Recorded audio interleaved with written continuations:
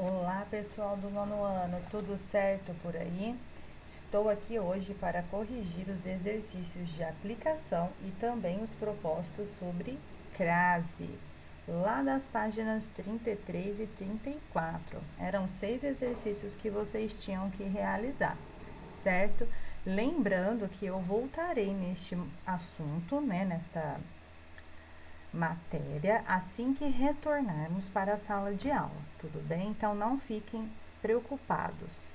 Vamos lá. Número 1. Leia o seguinte trecho do texto Memórias da Rua Ouvidor.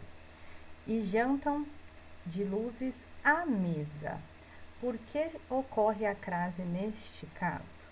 Então, usa-se a crase antes de uma locução adverbial, à mesa, ok? Número 2. Assinale a frase em que a ou as está empregada de maneira incorreta de acordo com a norma padrão da língua portuguesa. Então, em alguma alternativa, vocês tinham que compreender que o uso da crase está incorreto, né? Então, seria lá na alternativa E, submeteram o amor a provações difíceis. Aqui eu não devo utilizar a crase, certo? Número 3. Assinale as frases em que o emprego da crase é facultativo.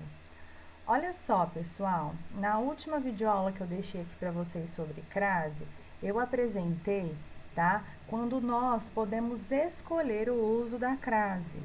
Então, aqui, vocês tinham que ter assinalado a primeira e a terceira. Dei à minha mãe um grande abraço quando cheguei de viagem.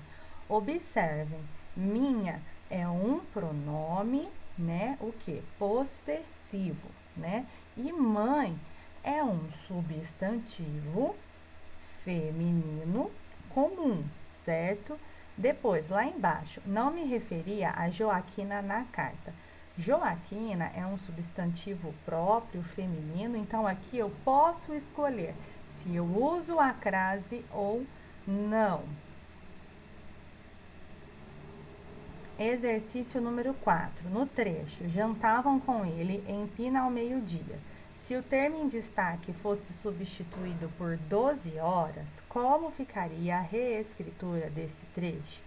Então, observem, vocês irão por 2 vezes, ou até mesmo mais, porque eu repeti isso, que quando nós estivermos nos referindo a horas exatamente, nós temos que utilizar a crase. Então, às 14 horas, às 13 horas, às 16 horas, eu tenho que utilizar a crase. Então, na reescritura ficaria: jantavam com ele em Pino às 12 horas. Aqui eu devo utilizar a crase.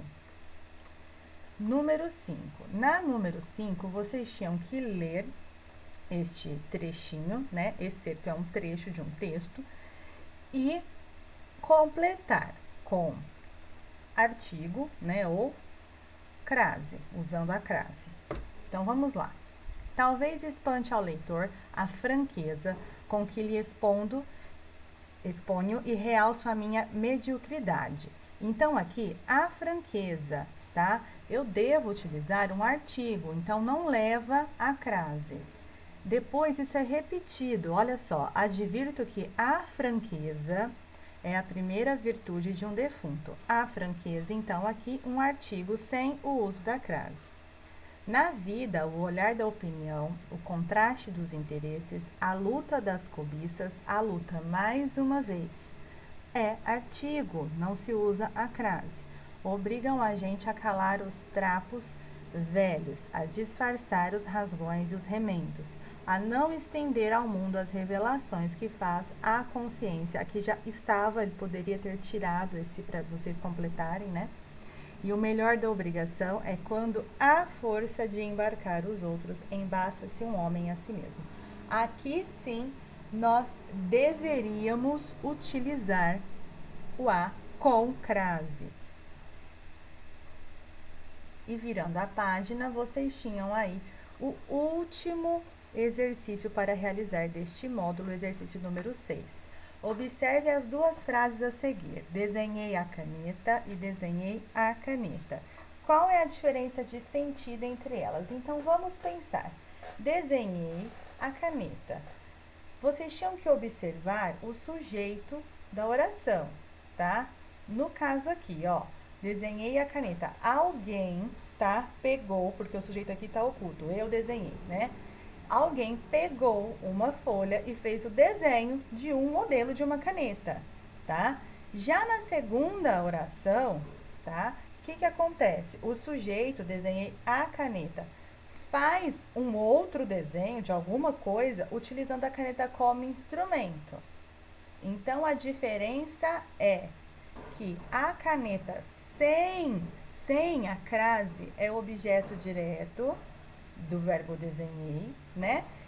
E já a segunda oração, desenhei a caneta com a crase, é adjunto adverbial, certo? Porque a caneta aí no caso é usado como instrumento para se realizar um desenho, ok? Pessoal, essa foi a correção dos exercícios. Eu espero que vocês tenham conseguido realizar, tá bom? Não se preocupem, como eu já disse, vou retomar esse conteúdo com vocês. Um grande beijo e até a próxima videoaula.